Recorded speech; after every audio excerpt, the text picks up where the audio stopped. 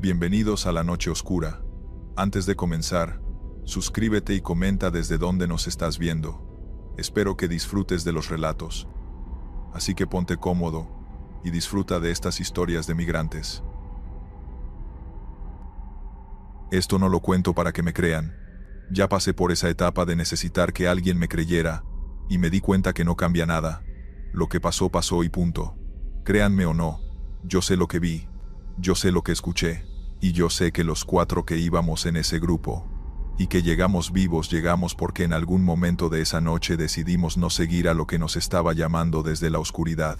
Salimos de Altar, Sonora, un grupo de 8. Yo venía de Puebla, los demás de diferentes lados, Guerrero, Oaxaca, un señor de Chiapas que casi no hablaba, y que rezaba el rosario mientras caminaba. El coyote era joven, no tendría más de 25 años, pero conocía el cruce. Se notaba en cómo se movía, rápido, seguro, sin dudar. Se llamaba el Borrego. Y a pesar de su edad uno le tenía confianza desde el principio, porque ese tipo de confianza no viene de los años, sino de cómo alguien se para en el terreno que conoce. Primer día sin problema. Calor brutal pero aguantable. Caminamos de noche y descansamos de día bajo arbustos y lonas. Segundo día igual. El grupo callado, concentrado, guardando energía. Tercer día empezamos a perder gente. No de muerte, de deserción. 2 del grupo dijeron que no podían más, que se regresaban, que preferían entregarse a migración que seguir. El Borrego les dio indicaciones de cómo llegar al punto de entrega más cercano y los dejó ir. Quedamos 6. Esa noche caminamos menos porque el terreno se puso más difícil. Cañadas, piedras grandes, subidas que con el cuerpo de 3 días de caminata se sienten como paredes. La cuarta noche fue la noche que voy a contar. Salimos a caminar a las 9. El Borrego al frente como siempre. Yo tercero en la fila. Detrás de mí el señor de Chiapas con su rosario. Después la pareja de Guerrero que se llamaban Ramón y su esposa Consuelo. Al final, un muchacho de Oaxaca, de apellido Bautista, que desde el primer día no había dicho mucho, pero que caminaba fuerte, de los mejores del grupo. Como a las 11 de la noche, el Borrego nos hizo parar. Señal de silencio con la mano. Nos agachamos todos. Escuchamos. El desierto en silencio. Luego el Borrego señaló hacia el norte y nos indicó que esperáramos. Se fue a explorar. Lo perdimos de vista entre los arbustos. Esperamos 10 minutos. 15. 20. El Borrego no regresaba. A los 25 minutos, Ramón, el de Guerrero, me tocó el hombro y me señaló hacia el frente, con gesto de pregunta. Le encogí los hombros. No sabía. El señor de Chiapas seguía con su rosario. Bautista miraba al frente sin moverse. A los 30 minutos escuchamos al Borrego, su voz desde algún punto adelante y a la derecha, llamándonos, diciendo que siguiéramos, que el camino estaba libre, que nos moviéramos. Nos pusimos de pie, empezamos a caminar hacia donde venía la voz. El señor de Chiapas no se movió. Me di cuenta cuando llevábamos como 20 metros caminando, y volteé hacia atrás por reflejo. El señor de Chiapas seguía agachado donde lo habíamos dejado, con el rosario en la mano. Sin moverse, le hice señas de que se apurara. Negó con la cabeza. Señas más urgentes. Volvió a negar. El Borrego seguía llamando desde adelante. Ramón y Consuelo ya habían avanzado más. Bautista se detuvo junto a mí, viendo al señor de Chiapas. ¿Qué le pasa?, susurré. Bautista se encogió de hombros.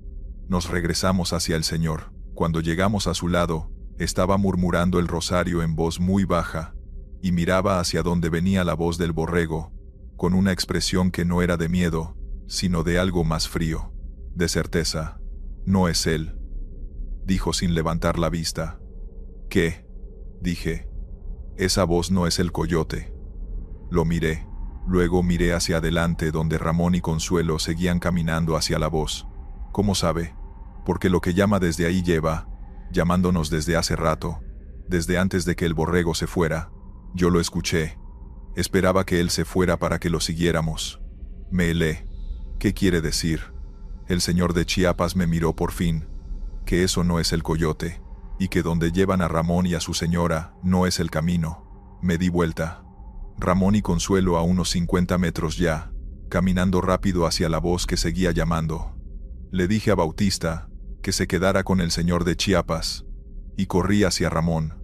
Los alcancé. Agarré a Ramón del brazo. «Para». «¿Qué?» «Para. Escúchame». Ramón me miró molesto. La voz del borrego llamando desde adelante. Más cercana ya. «¿Qué tienes?» «Esa no es la voz del borrego». Ramón frunció el ceño. «¿Cómo que no? Lo estoy escuchando». «Escucha bien». Silencio entre los dos. La voz llamando, diciendo que siguiéramos, que ya casi, que el camino estaba libre. Ramón escuchó, y vi en su cara el momento en que algo cambió, el momento en que escuchó lo mismo que yo estaba escuchando, que la voz era correcta pero algo en ella estaba mal, como una grabación, como alguien imitando, como el borrego pero sin el peso de ser el borrego. «Consuelo, para». Consuelo paró. Los tres nos quedamos quietos en el desierto a las 11:30 de la noche, escuchando la voz que nos llamaba desde la oscuridad adelante. Y entonces, la voz cambió. Dejó de ser la voz del borrego. Cambió despacio, como se sintoniza un radio que pasa de una estación a otra, y se convirtió en otra voz. Una voz de mujer, llorando, diciendo: «Ayúdenme, ayúdenme, por favor, ayúdenme». Desde el mismo punto exacto donde había estado la voz del borrego. Ramón dio un paso hacia adelante por instinto. Lo jalé. «No. Hay una mujer. No hay ninguna mujer. La estoy escuchando. Yo también. No vayas». Ramón me miró. El llanto de mujer desde la oscuridad. Desesperado, real, completamente convincente. Consuelo le agarró el brazo a su esposo. «Ramón, no vayas». Él dudó. El llanto siguió. Y entonces, cambió otra vez. Dejó de ser llanto de mujer. Se convirtió en llanto de niño. Un niño pequeño llorando en la oscuridad del desierto, llamando a su mamá. «Mamá, mamá, mamá». Desde el mismo punto, sin moverse, el origen del sonido exactamente igual, aunque la voz fuera completamente diferente. Consuelo se tapó la boca con la mano. Vi que iba a llorar. Le puse la mano en el hombro. «No es un niño», le dije lo más seguro que pude, aunque yo tampoco sabía qué era. «No lo es». Ella asintió con los ojos llenos. Regresamos los tres hacia donde estaban Bautista y el señor de Chiapas. El señor de Chiapas seguía con su rosario. Cuando llegamos nos miró. Vio que éramos tres. Contó: «¿Dónde está el borrego?». Fue cuando nos dimos cuenta que el borrego llevaba más de 40 minutos sin aparecer. Que nadie sabía dónde estaba realmente. Nos quedamos los 5 juntos agachados en ese punto sin movernos. El llanto del niño continuó otros 20 minutos. Luego paró. Silencio total. Y 10 minutos después el borrego apareció desde el norte, caminando rápido. Cara de alivio cuando nos vio. «¿Por qué nos siguieron?». «Los estuve llamando». Lo miré. «¿Desde dónde nos llamabas?». Señaló hacia el norte. Hacia donde había venido ahora. Por allá. El camino estaba libre. Los estuve llamando, y no llegaban. Las llamadas venían del este. El borrego frunció el ceño. Yo estaba al norte. Silencio entre todos. El borrego miró hacia el este, hacia donde había venido la voz que decía ser él, hacia donde luego había llorado una mujer, y luego un niño. Siguieron la voz. No. El borrego se quedó callado un momento. Luego dijo algo que no esperaba. «Bien». Solo eso. Bien. Sin pregunta, sin explicación, sin nada más. Como si supiera exactamente qué había pasado, y no necesitara más detalles. Caminamos el resto de la noche en silencio. Llegamos al punto de recogida antes del amanecer. La camioneta nos llevó a Tucson. Proceso normal de ahí en adelante. En Tucson, mientras esperábamos en una casa de paso, le pregunté al borrego qué era lo que había estado llamándonos. Se tardó en contestar. Luego dijo que en ese desierto moría gente todos los años, que el calor, el agua, la distancia, que había zonas donde habían muerto muchas personas. Que la gente del lugar, los que conocían el desierto de verdad, decían que en esas zonas quedaba algo, que ese algo aprendía a llamar a los que cruzaban, que aprendía las voces, los sonidos, lo que fuera que hiciera que uno se moviera. ¿Y a dónde lleva a los que siguen la voz?, le pregunté. El borrego me miró. No lo sé exactamente. Lo que sí sé es que los que siguen esa voz no llegan. Los encuentran días después en el desierto sin ninguna explicación de cómo llegaron tan lejos del camino ni de qué les pasó. Solo los encuentran, lejos, solos. Pausa. ¿Y el señor de Chiapas cómo supo que no era usted? El borrego se encogió de hombros. Hay gente que lo sabe, que puede distinguir. Generalmente son personas que han perdido mucho, o que llevan mucho tiempo rezando, como si el dolor o la fe les diera algo que los otros no tienen. Pensé en el señor de Chiapas con su rosario, en sus hijos en Chiapas por los que cruzaba, en lo que habría perdido para llegar ahí con esa certeza de no moverse aunque la voz lo llamara. Nunca supe el nombre del señor de Chiapas. Nunca lo volví a ver después de Tucson. Pero pienso en él cuando escucho hablar de los que cruzan y no llegan. Pienso en que quizás la diferencia entre llegar y no llegar a veces no es el coyote ni el agua ni el calor. A veces es un hombre con un rosario que sabe distinguir entre una voz que guía y una voz que consume, que sabe quedarse quieto cuando todo le dice que se mueva, que sabe que en el desierto de noche no todo lo que suena familiar es de fiar, y que lo más peligroso no es lo que uno puede ver sino lo que uno quiere escuchar. Continuamos con la segunda historia. Me llamo Elena Torres. Tengo 32 años y hace 4 años intenté cruzar la frontera. No por ambición, no por el sueño americano que venden en las películas. Lo hice porque mi hermano menor necesitaba un trasplante de riñón, y yo era compatible. Él ya estaba en Estados Unidos, trabajando, legal, pero sin seguro médico que cubriera algo así. La operación costaba más de lo que podríamos juntar en años, así que tomé la decisión. Cruzaría, trabajaría lo necesario para pagar mi parte, donaría mi riñón, salvaría a mi hermano. Simple, o eso pensé. Porque lo que viví durante esos 5 días caminando por el desierto de Arizona con un grupo de 12 desconocidos me enseñó que hay cosas peores que morir de sed o de calor. Hay algo en ese desierto que espera, que observa, y que toma lo que quiere cuando quiere. Y yo fui testigo de cómo se llevó a 3 personas frente a mis ojos. Pagué $8,000, todo prestado. El coyote se llamaba Memo. Nos juntamos en Altar, Sonora. Éramos 12, 8 hombres, 4 mujeres contándome, edades variadas. El más joven tenía 19, la mayor como 60, todos con sus razones, todos con sus historias. Memo nos dio instrucciones. Van a caminar 4 días, tal vez 5, llevan agua, comida básica, obedecen todo lo que digo. Si alguien se cansa y no puede seguir, se queda. No puedo arriesgar al grupo por uno. Salimos un jueves al anochecer. Cruzamos la frontera caminando por una zona sin muro, solo alambre que cortamos.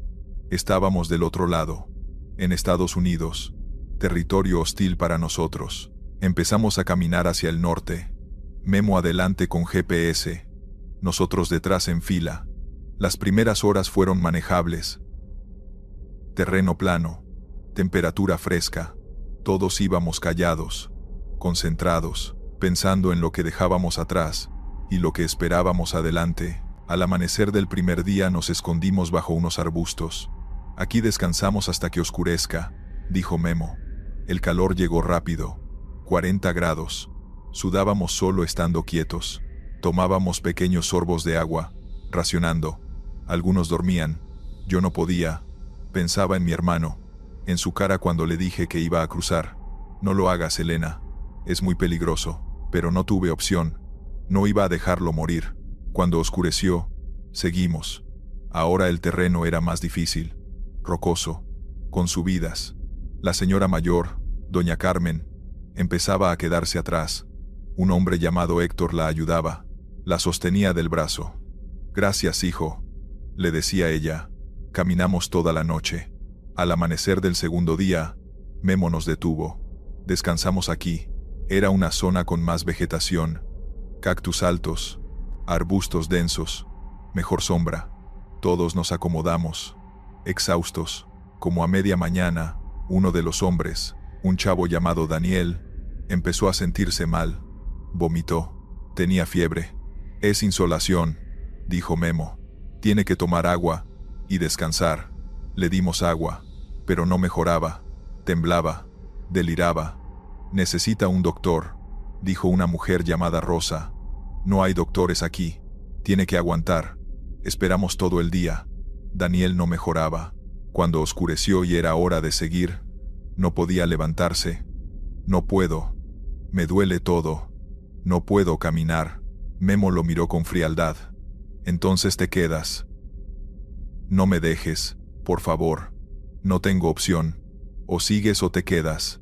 El grupo no se detiene. Rosa protestó. No podemos dejarlo. Se va a morir. Eso es su problema. Nosotros seguimos. Memo empezó a caminar. La mayoría lo siguió, pero Rosa se quedó. No lo voy a dejar solo. Héctor también se quedó. Yo tampoco. Memo se encogió de hombros. Su decisión. Pero no vengan llorando si se pierden, o si los agarra migración. Nos dividimos. 9 seguimos con Memo. 3 se quedaron con Daniel.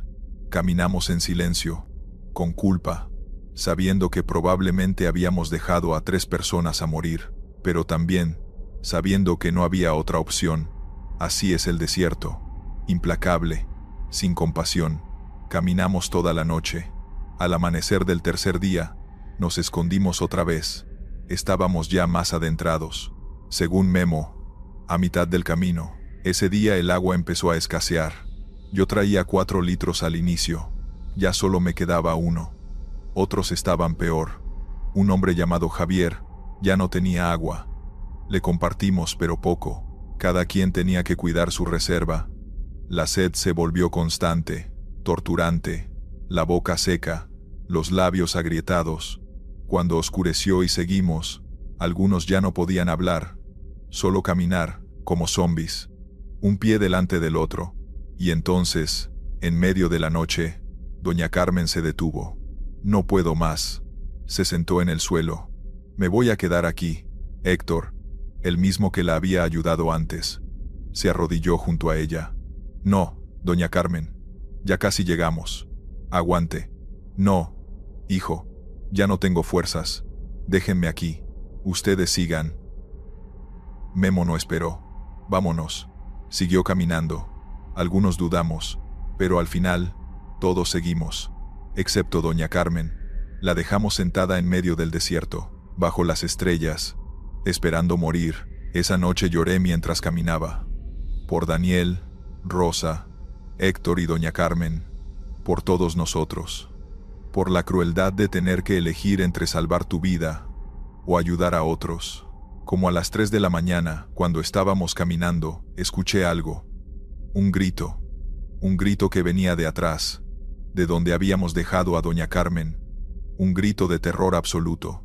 Nos detuvimos todos. ¿Qué fue eso?, preguntó alguien. Memo nos hizo señas de seguir. No es asunto nuestro. Vámonos. Pero los gritos continuaron. Varios, como de diferentes personas. Todos gritando, todos aterrorizados. Esos son Daniel, Rosa y Héctor, dijo Javier. Están cerca. Algo les pasa. O están siendo asaltados. O los agarró la patrulla fronteriza, dijo Memo. De cualquier forma, no podemos ayudar. Si vamos, nos exponen. Los gritos se detuvieron abruptamente. Silencio total. Un silencio que era peor que los gritos. Sigamos, ordenó Memo. Nadie se movió. Todos estábamos paralizados. Dije que sigamos. Empezamos a caminar otra vez, pero ahora con más miedo, con la sensación de que algo nos observaba, algo que había hecho gritar a esas personas. Como a los 20 minutos, uno de los hombres, Luis, se detuvo. Hay alguien siguiéndonos. ¿Qué? Miré hacia atrás. Vi una sombra, moviéndose entre los cactus. Todos miramos. Oscuridad. Nada visible. Es tu imaginación, dijo Memo. No. Lo vi. Algo nos sigue. Aceleramos el paso. Ahora casi corriendo. El terror nos daba energía que no sabíamos que teníamos. Caminamos rápido durante 1 hora. Sin descanso. Sin detenernos. hasta que Memo dijo que podíamos parar. Aquí descansamos hasta el amanecer. Faltan como 2 días más. Después nos recoge una camioneta. Nos acomodamos, pero nadie durmió. Todos alertas, escuchando, esperando. Al amanecer del 4.º día, cuando ya había luz, Javier gritó: «¡Miren!». Señalaba hacia atrás, a lo lejos, como a 500 metros. Había algo, una figura, parada, inmóvil, mirando hacia nosotros. «¿Es doña Carmen?», preguntó alguien. Memo sacó unos binoculares. Miró, su cara palideció. «No es doña Carmen. No sé qué es, pero no es humano». «¿Qué?». «La forma. Está mal. Los brazos muy largos. La cabeza muy grande. No es una persona». Todos miramos. La figura seguía ahí, sin moverse, solo observándonos. «Vámonos. Ya». Memo empezó a caminar rápido. Todos lo seguimos. Mirábamos hacia atrás constantemente. La figura no se movía. Solo nos observaba.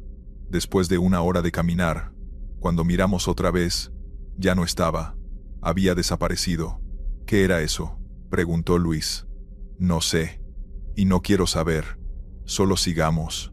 Ese día caminamos durante el día, rompiendo la regla, pero Memo decidió que era más seguro moverse bajo el sol que quedarse quietos con esa cosa cerca. El calor era insoportable. 2 personas colapsaron. Les dimos agua. Las ayudamos a levantarse. No íbamos a dejar a nadie más. No después de lo que había pasado. Al anochecer llegamos a un punto de encuentro. «Aquí nos recogen mañana al amanecer», dijo Memo. Pasamos la noche despiertos, turnándonos para vigilar. A las 4 de la mañana, cuando estaba amaneciendo, Luis gritó otra vez: «Ahí está». Nos encontró. La figura estaba ahí, pero ahora mucho más cerca, como a 100 metros. Y no estaba sola. Había 3 figuras más, todas con la misma forma extraña, todas mirándonos. «Dios mío, ¿qué son?». Una mujer empezó a rezar. Las figuras empezaron a acercarse, lentamente. Memo sacó un arma que traía escondida. «Si se acercan más, disparo». Pero sabía que un arma no serviría contra 4 de esas cosas, lo que fuera que fueran. Esperamos. Las figuras se detuvieron como a 50 metros, solo observando, esperando. A las 6 de la mañana llegó la camioneta. «Súbanse. Rápido». Corrimos hacia la camioneta. Nos subimos todos. El conductor arrancó. Miré por la ventana trasera. Las figuras seguían ahí, paradas, observándonos partir. Llegamos a Phoenix. De los 12 que empezamos, solo 8 llegamos. Daniel, Rosa, Héctor y doña Carmen se quedaron. No sé si murieron por el desierto o por otra cosa. Nunca encontraron sus cuerpos. Yo trabajé 3 meses, junté dinero. Mi hermano recibió su trasplante. Hoy está bien, vivo, pero yo nunca volví a ser la misma, porque sé que hay algo en ese desierto, algo que no es humano, algo que observa a los que cruzan, y que a veces, solo a veces, decide tomar a algunos. ¿Para qué? No lo sé. Solo sé que yo tuve suerte, y que los que se quedaron tal vez no murieron de sed o calor, tal vez murieron de algo mucho peor, algo que prefiero no imaginar. Vamos con la tercera historia. Me llamo Verónica Salinas, y tengo 34 años. Crucé hace 6. No voy a contar el cruce completo, porque no es lo que importa aquí.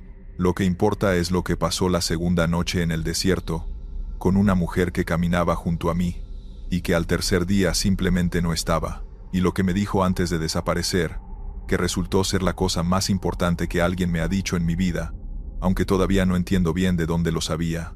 Salí de Veracruz con una dirección y un número de teléfono. Así funcionaba.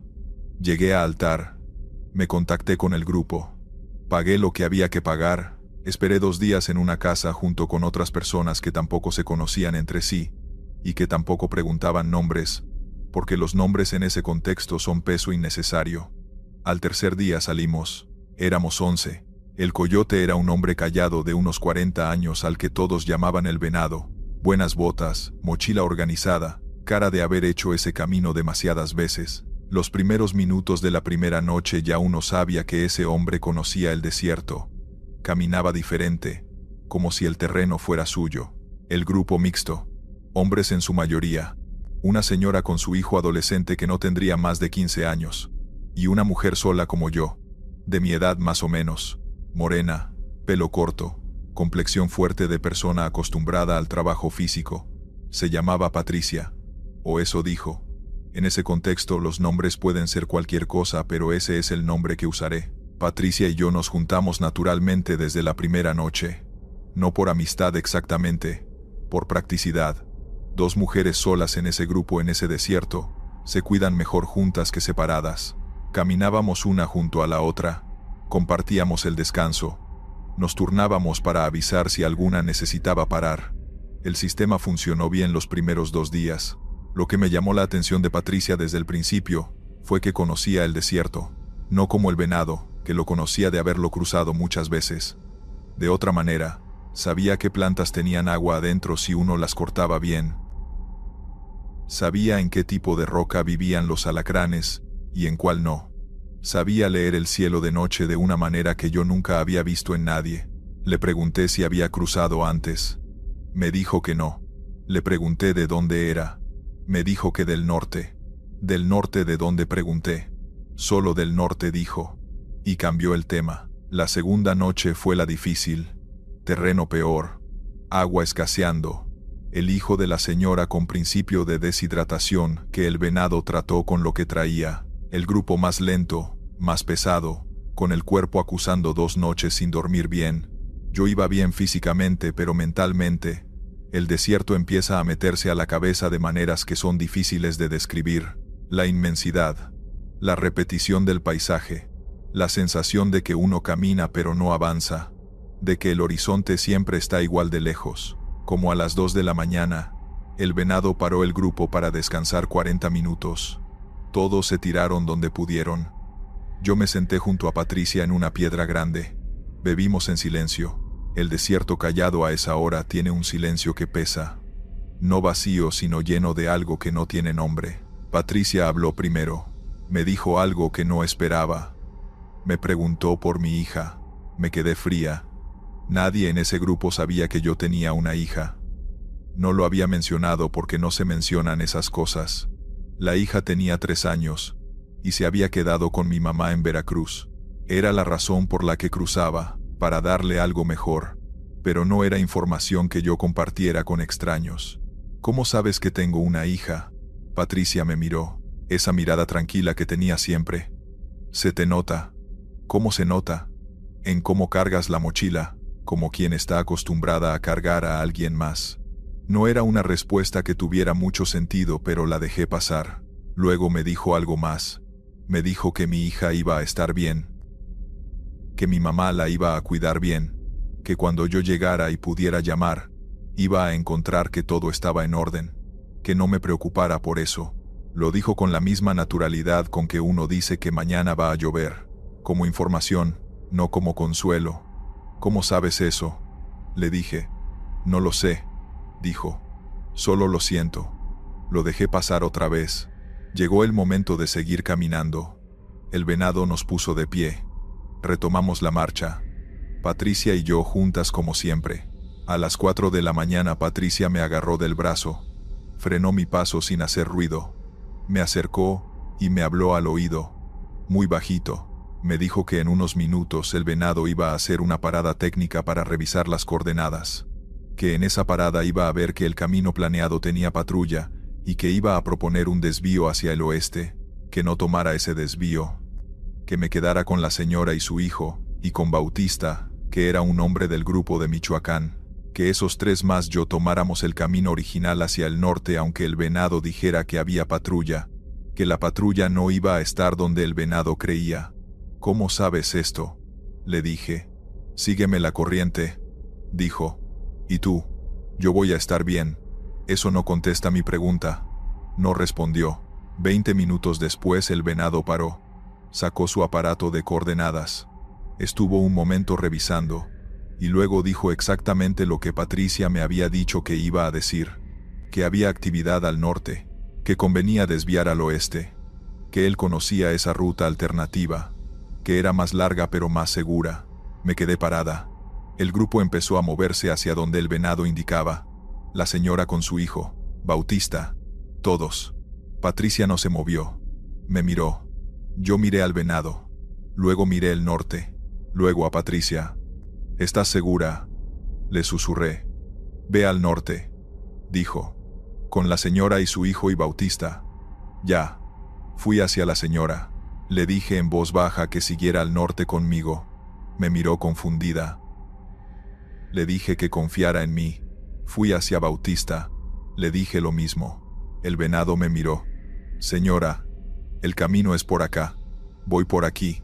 Hay patrulla al norte. Me arriesgo. El venado me miró un momento. Algo en su cara que no pude leer. Luego siguió con el resto del grupo hacia el oeste. Me quedé con la señora, su hijo y Bautista. 4 personas solos en el desierto, a las 4:30 de la mañana. Patricia se había ido con el venado y el resto del grupo. Caminamos al norte los 4, sin coyote, sin guía, con el norte de las estrellas, y una aplicación de mapas sin conexión que Bautista tenía descargada. 2 horas de camino, sin patrulla, sin ningún vehículo, sin ninguna luz, sin ninguna presencia de migración.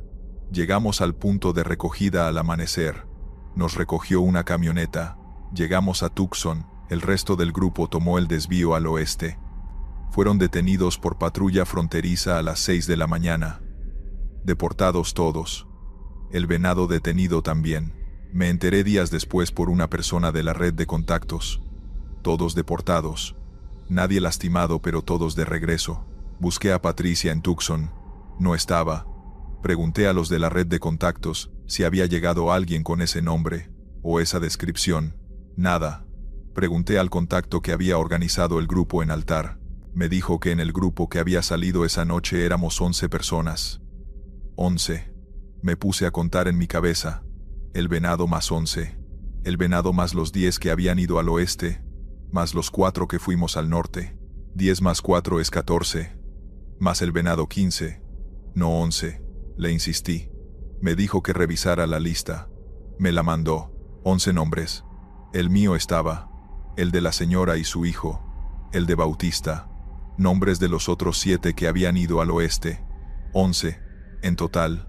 Patricia no estaba en ninguna lista. No había ninguna Patricia en ese grupo según ningún registro. Llamé a mi mamá desde Tucson. Mi hija bien. Todo en orden. Exactamente como Patricia me había dicho en esa piedra, a las 2 de la mañana en el desierto. No sé quién era Patricia. No sé de dónde sabía lo que sabía. No sé cómo supo lo de mi hija, lo de la parada del venado, lo de la patrulla al oeste. No sé por qué no estaba en ninguna lista, ni por qué nadie más del grupo parece recordarla con la misma claridad con que yo la recuerdo. Bautista, cuando le pregunté meses después, me dijo que recordaba a una mujer caminando junto a mí, pero que no podría describir su cara con precisión. La señora me dijo lo mismo, presente, pero imprecisa en la memoria de todos, menos en la mía. Lo que sí sé, es lo que me dijo en la última parada, antes de que el grupo se dividiera. Que confiara, que el camino al norte estaba libre, que llegara y que llamara a mi hija, y que cuando pudiera, que le enseñara a mi hija lo que aprende toda mujer que ha cruzado un desierto sola, que el miedo y el valor no son opuestos, que el miedo y el valor son la misma cosa vista desde diferente distancia. Eso me dijo, con esa calma que tenía siempre, y luego se fue con el grupo equivocado, y no llegó a ningún lado que yo pueda encontrar en ningún mapa, ni en ninguna lista, ni en ningún registro de nadie. Mi hija tiene 9 años ahora, vive conmigo en Phoenix. Cuando sea suficientemente grande para entender, le voy a contar esta historia, y le voy a decir lo que Patricia me dijo, que el miedo y el valor son lo mismo visto desde diferente distancia, porque es la verdad más útil que alguien me ha dicho en la vida, y porque se la debo a alguien que no aparece en ninguna lista pero que estuvo ahí cuando más la necesitaba, en una piedra grande en el desierto de Sonora a las 2 de la mañana, tan real como el frío y la sed y el miedo. tan real como todo lo que pasó esa noche, tan real como el hecho de que estoy aquí contándolo. Historia 4. 3 semanas caminando te cambian. No el cuerpo solamente, sino algo más adentro que no sé cómo llamarle.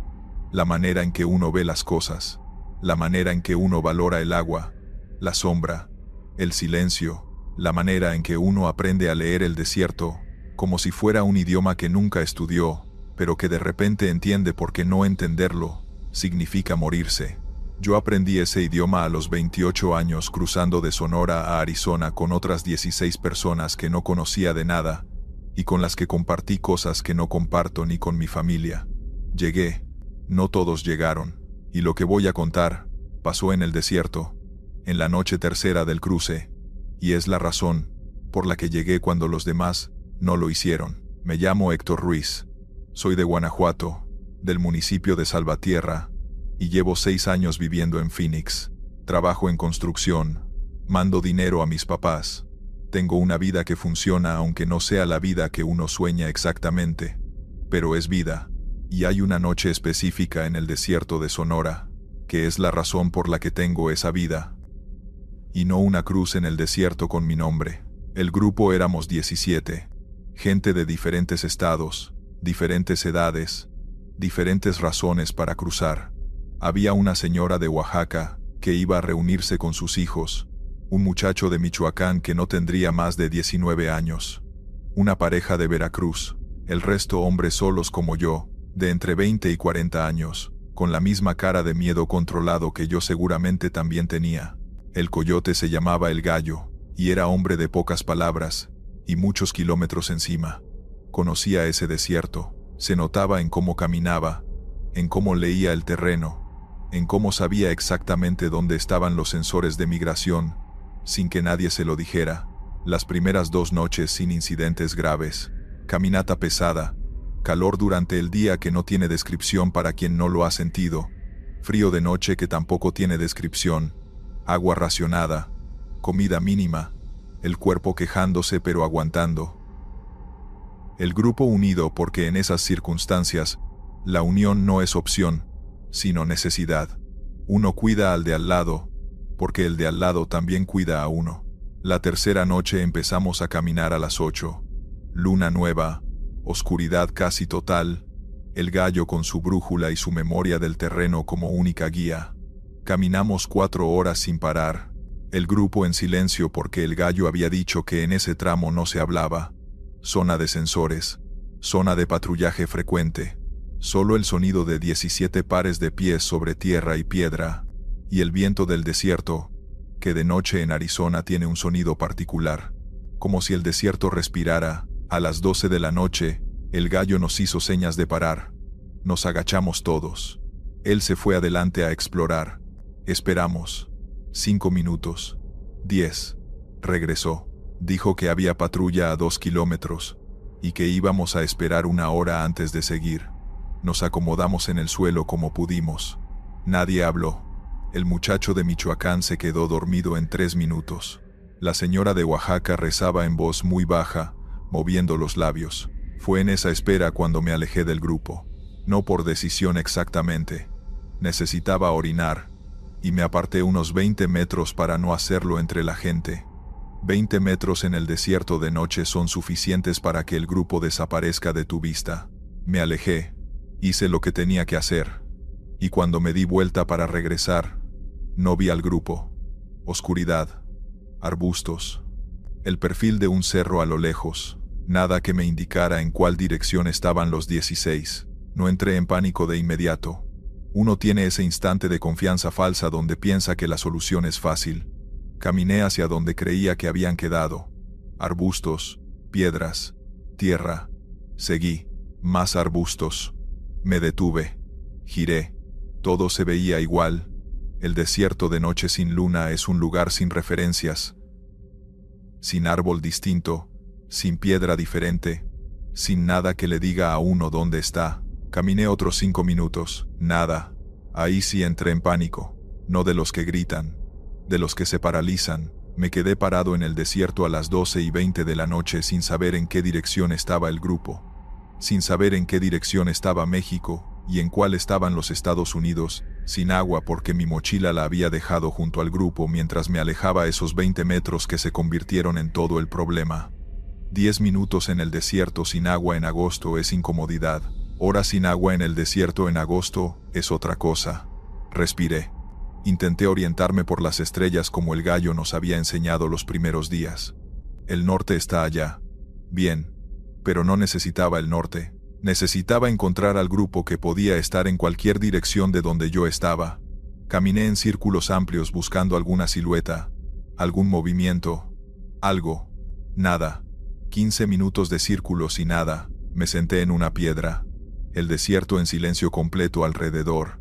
Y fue en ese silencio cuando escuché los pasos, detrás de mí, sobre la tierra. Pasos de persona, no de animal.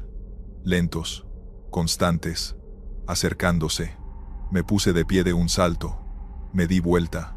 Una figura, a como 10 metros, caminando hacia mí en la oscuridad. Mi primer pensamiento fue en Migra. Mi segundo fue en el gallo que me había encontrado. Mi tercero, cuando la figura estuvo más cerca, y pude ver que era pequeña, muy pequeña, fue en un niño. Era una niña, como de 10 años. Vestido claro, pelo suelto, descalza sobre la tierra del desierto, caminando hacia mí con la misma calma con la que uno camina por su propia casa, sin la urgencia ni el miedo que debería tener cualquier persona, y especialmente una niña, sola en el desierto de noche. Me quedé paralizado. ¿Estás bien?, le pregunté en español. Se detuvo a como 5 metros. Me miró. No contestó. ¿Dónde están tus papás? Nada. Me miró con una expresión que no era de niño exactamente. Era una expresión tranquila, plana, de alguien que está evaluando algo. ¿Hablas español? Silencio. Y entonces habló. En español, con acento de México, del norte, de Sonora quizás. Están por allá. Señaló hacia su derecha con la cabeza. ¿Quiénes? Tu gente. Lo miré. ¿Viste a mi grupo? Por allá. Repitió señalando en la misma dirección. ¿Estás segura? La niña me miró. Sígueme. Y se dio vuelta y empezó a caminar. La seguí porque no tenía otra opción. El desierto solo a medianoche sin agua, ni referencia es la única opción que supera a seguir a una niña descalza en el desierto a medianoche, sin saber de dónde salió. Caminamos. Ella adelante, yo siguiéndola a 5 metros, sin hablar. El desierto en silencio, sus pies descalzos sobre la tierra, sin que ella tropezara, ni dudara. Yo con mis botas de trabajo tropezando cada tercer paso con piedras que ella evitaba sin esfuerzo. Caminamos como 15 minutos. Y entonces escuché al gallo, su voz baja llamando mi nombre desde algún punto adelante. Me aceleré. Salí de entre unos arbustos, y ahí estaba el grupo. Todos, sentados en el suelo en la misma posición que los había dejado. El gallo de pie mirándome. ¿Dónde te metiste? Me perdí. Me orientó una niña. El gallo frunció el ceño. ¿Qué niña? Me di vuelta para señalarla. No había nadie detrás de mí. El desierto vacío hasta donde alcanzaba la vista con la poca luz disponible. Sin niña, sin figura, sin nadie. El desierto solo y quieto como si nunca hubiera habido nadie ahí. Una niña venía caminando detrás de mí. Me dijo que siguiera, que aquí estaban ustedes. El gallo me miró de una manera que no supe leer bien en el momento. Sin decir que estaba loco, sin decir que me lo creía, solo mirándome. ¿De dónde era? No sé. Sonaba de por acá, del norte. Descalza. Se me heló algo. Sí. El gallo asintió. Muy despacio. Se agachó a recoger su mochila. Sigamos. No me dijo más esa noche. Caminamos 3 horas más. Llegamos al punto de recogida. Nos subieron a una camioneta. Llegamos a Phoenix. Proceso que tiene sus propias historias, pero que no son las de ahora. 2 semanas después, ya instalado en Phoenix, me encontré con el gallo en una taquería donde íbamos varios del grupo. Le pregunté directamente por la niña. Lo que significaba, quién era. El gallo comió un taco completo antes de contestar. Luego me dijo lo siguiente, que llevaba 12 años cruzando gente por ese desierto, que en ese tiempo había perdido a varias personas, que una de las primeras que había perdido, hace como 10 años, era una niña que venía con su mamá. Se habían separado del grupo en la oscuridad. Habían encontrado a la mamá 3 días después, a la niña nunca. ¿Y crees que era ella?, le pregunté.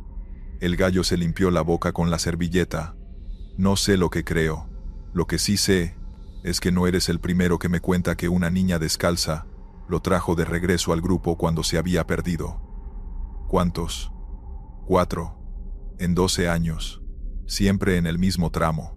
Siempre de noche. Siempre descalza. Y todos llegaron. El gallo me miró. Los que siguieron a la niña, todos llegaron. Los que no la vieron o no la siguieron. Dejó la frase incompleta.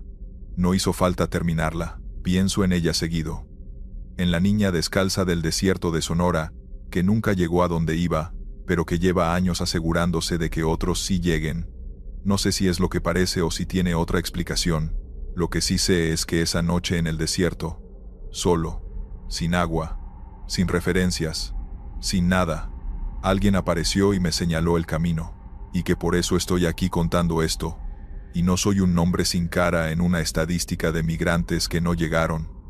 Eso es suficiente para mí, para agradecerle, aunque no sepa su nombre, aunque nunca lo vaya a saber.